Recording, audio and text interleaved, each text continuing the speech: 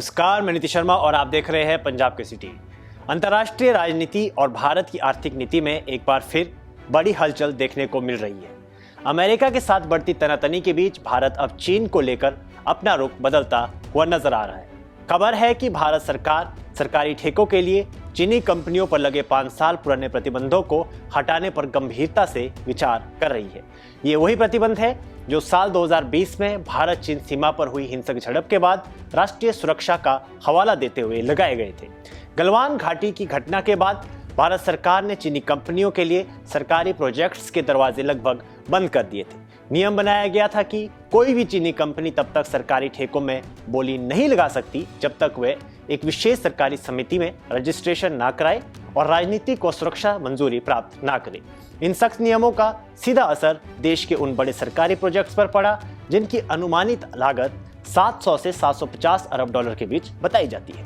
अब 5 साल बाद सरकार के भीतर इन नियमों को लेकर पुनर्विचार शुरू हो गया है।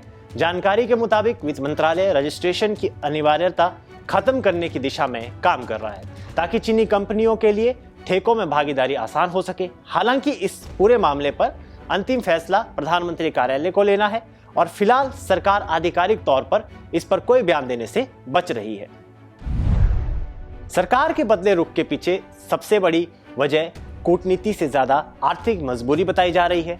रेलवे, बिजली और इंफ्रास्ट्रक्चर से जुड़े सरकारी विभाग लंबे समय से शिकायत कर रहे हैं कि चीनी कंपनियों पर लगे प्रतिबंधों की वजह से जरूरी उपकरणों और मशीनरी की भारी किल्लत पैदा हो गई है। जब ये नियम लागू हुए थे तब चीन की सरकारी कंपनी CRRC को करोड़ों रुपए के ट्रेन निर्माण कॉन्ट्रैक्ट से बाहर कर दिया गया था, जिसके बाद से कई रेलवे प्रोजेक्ट्स में देरी बढ़ती चली गई। बिजली सेक्टर की स्थिति और भी चिंताजनक बताई जा रही है।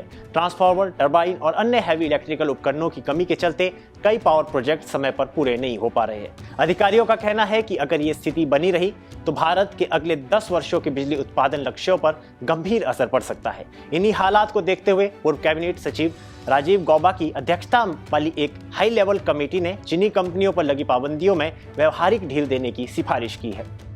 इस खबर का असर शेयर बाजार में भी साफ दिखाई दिया। जैसे ही प्रतिबंध हटने की रिपोर्ट सामने आई, मशीनरी और हैवी इंजीनियरिंग सेक्टर के शेयरों में तेज गिरावट दर्ज की गई। सरकारी कंपनी भेल के शेयर 10% से ज्यादा टूट गए, जबकि हिताची एनर्जी इंडिया में 3% तक की गिरावट देखी गई।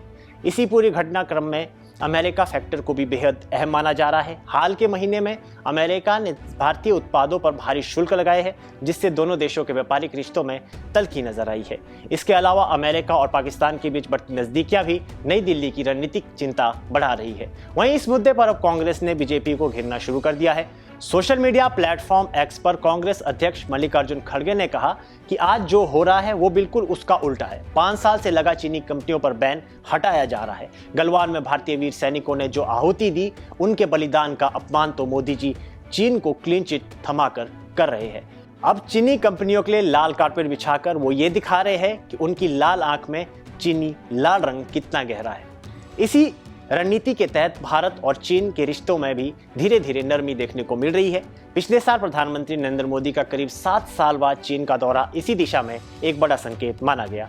इस दौरे के बाद दोनों देशों के बीच सीधी उड़ानें दोबारा शुरू हुई और चीनी प्रोफेशनल्स के लिए वीजा नियमों में कुछ ढील दी गई। बहरहाल अब इस पूरे मामले पर सबकी नजर प्रधानमंत्री कार्यालय के फैसले पर टिकी हुई है। अगर रजिस्ट्रेशन की अनिवार्यता हटाई जाती है तो चीनी कंपनियों की सरकारी ठेकों में वापसी लगभग तय मानी जा रही है। लेकिन बड़ा सवाल यही है कि ये फैसला भारत के अटके प्रोजेक्ट्स को रफ्तार देगा या फिर घरेलू उद्योग के लिए नई चुनौतियां खड़ी करेगा। फिलहाल के लिए इस खबर में इतना ही। देश और दुनिया की बड़ी खबरों के लिए देखते रहिए पंजाब केसरी टीवी।